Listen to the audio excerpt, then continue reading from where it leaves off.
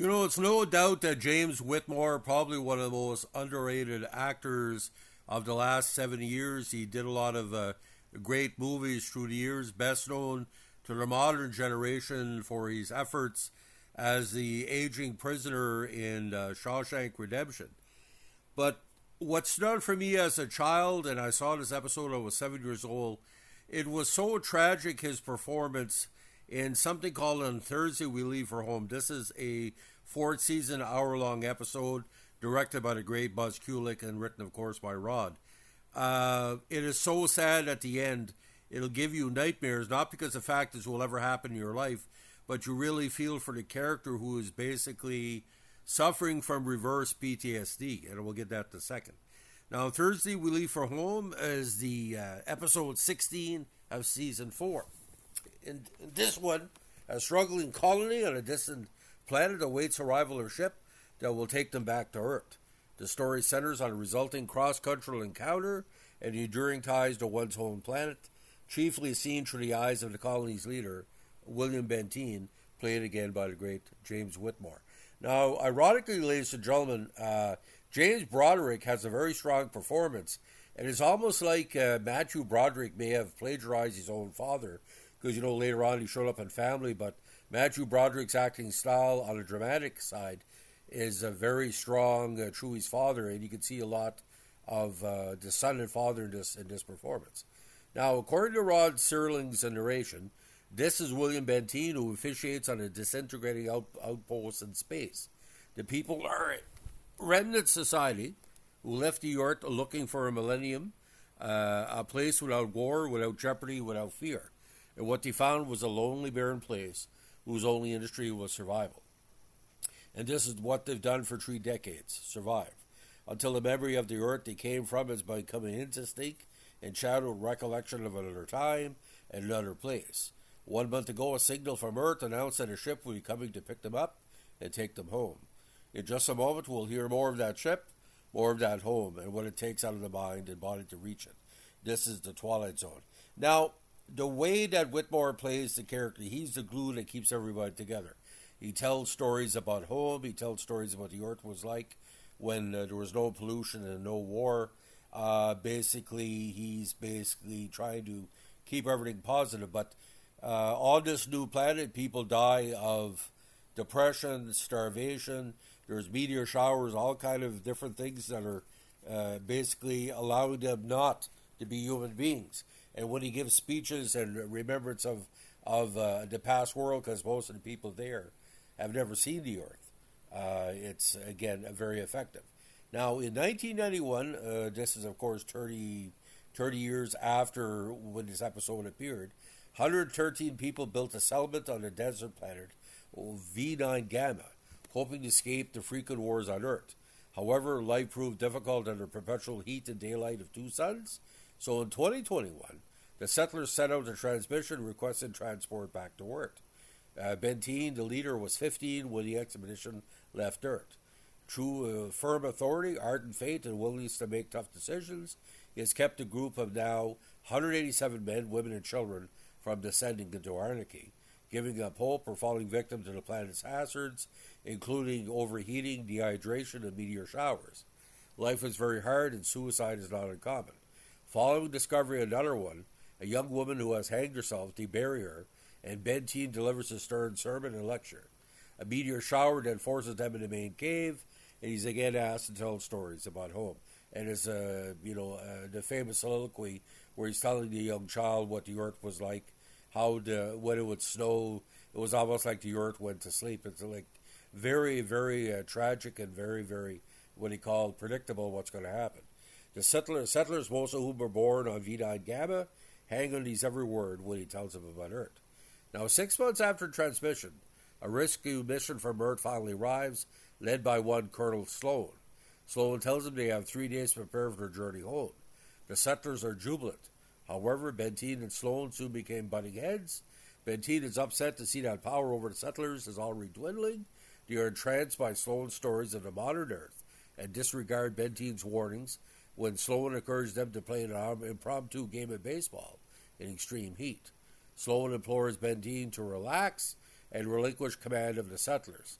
but Benteen stubbornly refuses, insisting that as long as they're on V9 Gamma, he is in command. Sloan seeks to preserve peace by agreeing to Benteen's demand that his crew be isolated from the colonists until the day of the departure. Now, when Benteen tells Sloan he intends to petition the U.S. government for a land grant so that the colonists can remain together as an international intentional community, Sloan is aghast at the idea and says you should discuss it with the colonists rather than assuming their approval. When he does so, Benteen learns the colonists have already made plans to settle in different states and have no enthusiasm for his plan to stay together. Benteen accuses Sloan of bringing selfishness in the community, but Sloan argues that he brought nothing more than a means of escape from V9 Gamma. The settlers have never had the choice but to follow Benteen's leadership and can now act for themselves. And you can see the transition of power is very subtly played because Sloan is seen as a redeemer, sees himself as a redeemer, but Benteen basically becomes more and more of a control freak because that's all he knows to keep the colonists together. Now, Benteen is unfazed by Sloan's words. He attempts to persuade everyone to stay on V9 Gamma by characterizing Earth as a place of violence and hardship, saying none of them belong there. Sloan, finally fed up with Benteen's stubbornness, tells the settlers that while Earth isn't a paradise, it at least will give them the opportunity to think and act for themselves, which Benteen is not providing. Everyone, save for Benteen, chooses to return home. Benteen, in desperation, attacks the ship with a lead pipe, only to be stopped physically by Sloan and his men. Having convinced himself of his new negative image of Earth, Benteen says he will remain behind, alone if he must. When I say reverse PTSD, basically he has lived on by telling good stories in Earth, but he cannot give up control. So instead of, his trauma is the fact that he dealt with his trauma by assuming control over people he assumed were weaker than he was. And the colonists were stronger than he anticipated, so it worked against him. Now, this is where it gets one of the saddest moments in Twilight Zone history. As the colonists board the ship, Sloan and the colony's engineer, Al Baines, search for Benteen to give him one last chance to change his mind, but he hides in a cave that has sheltered his people. As the ship takes off, Benteen tells these stories of Earth to the settlers after they were still sitting with him. Remembering the beauty of Earth, he realizes he wants to go home. He rushes out screaming for the ship to come back, but it's too late. Benteen is now stranded on V9 Gamma for the rest of his life, completely alone. And the way it's shot, it's basically kind of a visual if you're looking out the window. But Benteen, as a solo figure, basically, he's always been a prisoner of his own mind, and here he's being a prisoner of his own mind alone. Now, according to Serling's narration, William Benteen, who had prerogatives, he could lead, he could direct, dictate, judge, legislate. It became a habit, then a pattern, and finally a necessity. William Benteen, once a god, now a population of one. Now, ironically, ladies and gentlemen, Forbidden Planet has always been a major effect on Twilight Zone, and this specifically because the rescue crew ship and uniforms were leftover props from MGM's 56 film Forbidden Planet, which was also used in a season 4 episode of Death Ship. Now, early in the episode, as Benteen, the engineer, discussed trouble with the cooling unit that keeps the individual home caves cool, the boom mic can clearly be seen at the bottom of the screen, but like I said, that's just something that happens when you're shooting short. Now, a crew member shirt, also used in the episode Death Ship, was offered at an auction in late September 2015 by Profiles in History with an estimated value of $1,000 to $1,500, with a winning bid of $1,600 by Matthew G. Perrone, a private collector. And of course, the top 3 actors in the movie, James Whitmore, Tim O'Connor, James Broderick, give a tremendous performance. Now, ironically, JoJo, who plays a very good role, is a relative of Buzz Kulik. So, the idea, ladies and gentlemen, picking a strong actor like Tim O'Connor to play Sloan, he was in episodes of Star Trek, one of the best character actors of his era. And, Sloan is a different version, character he plays in that is a different version of Benteen. but he plays it in a very strong way. And of course, a lot of people know him from MASH as well. Very good actor. But James Broderick, my God, ladies and gentlemen, and James Whitmore, what a pleasure to see two of the best character actors of their era in such an episode. And this is kind of different because what Rod Serling did, he probably considered Burgess Meredith for Benteen, but getting James Whitmore was quite a get, because only Burgess Meredith and James Whitmore could play the complexity of the Benteen character. By the way, I'd like to see a stage version of this. I don't think it'll ever be done because of the special effects going on, but I'd like to see it, or even a soliloquy that could be done.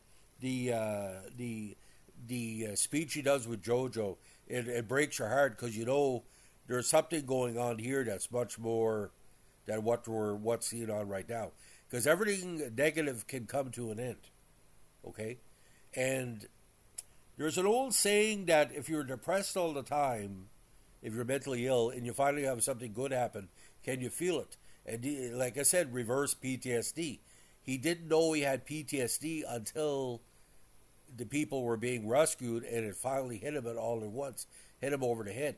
Not say he was blaming himself, but he kept them all together. But there was no payoff for him. He wanted a payoff. He wanted to have them in charge for later on, because that was his sanity. And for a moment, he went insane when he got back to sanity. That's why he was left alone. But the end scene with the camera rising, my God, ladies and gentlemen, breaks your heart. So this is probably one of the few perfect episodes of season 4.